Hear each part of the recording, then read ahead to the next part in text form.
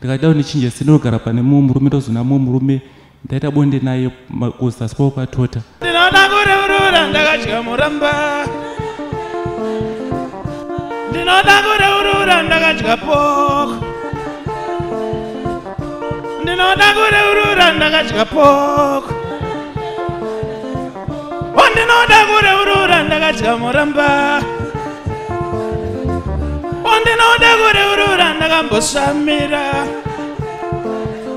Munhu wese maoko.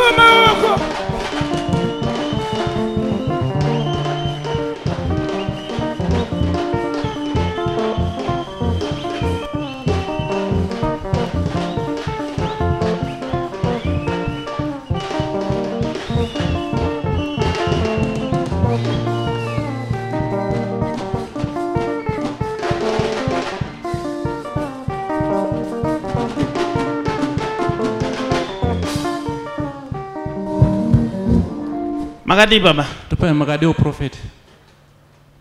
Warwere maoko.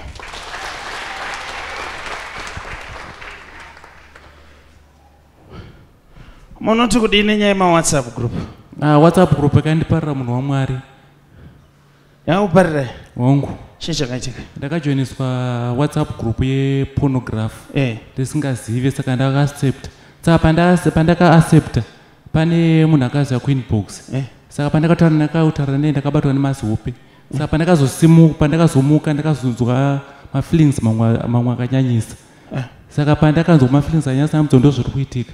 Saka ndanda kuti ndikakwira mukombi ndaigona kuita bonde nemunhukadzi.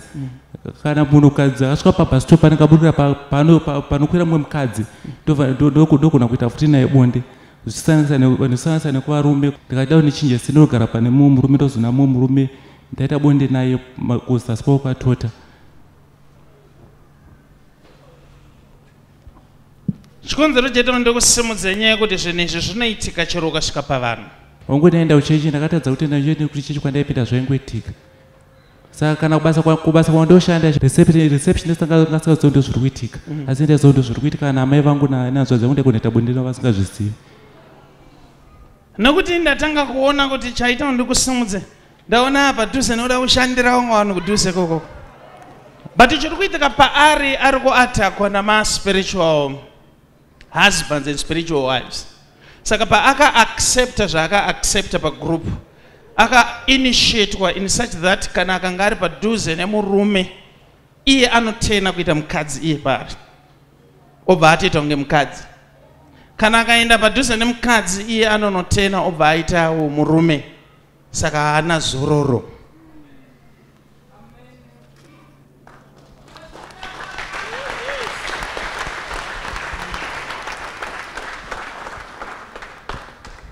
Kana paine pawakambogona idecision yekuzoya pana panasi. Wangu Prophet. Because kuuya kwawaita pana panasi zviri kuperera pana panasi. You are going to be free. Totenda munhu waMwari. Uchatanga kusatya kupinda mukombi. Wangu. Even vana mama ukavaona hausi kuzovashandira zvawangu uchiita izvi. Totenda Prophet. Totenda. Ndokuda Asha kuseri kwake. Samudza maoko to. My God and my Father, I pray. Release him now. Release him now. In the name of Jesus. In the name of Jesus. In the name of Jesus. In the name of Jesus. Come out. Come out.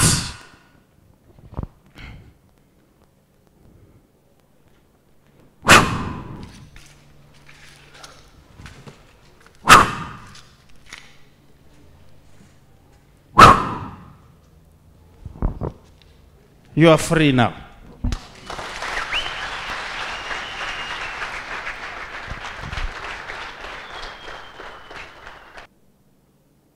Mbatsire kumuka Asha acho anenge decoration. Tiri vaasta isu. Deco. Ndo anonzi ma-place order. Makamba hanzwa ari ma-place order.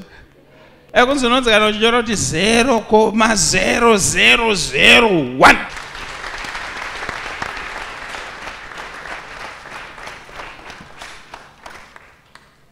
Yes, Mkoma, talk to us. Amen, church. Amen. Andoda kutenda Mwari. Pandanamatirwa ndanzwa zimweya rabuda mandiri. Zvoti ndazwa kusununguka ndarerukirwa. Sada unongoti ngotenda Mwari. Amen. Marore maoko. And I have just as that, to just say thank you is good enough. He is now free. He will enjoy his life. Hausikiri pakutadza kutya nekusununguka kufamba pane vanhu unosununguka nezita raJesu. Amen.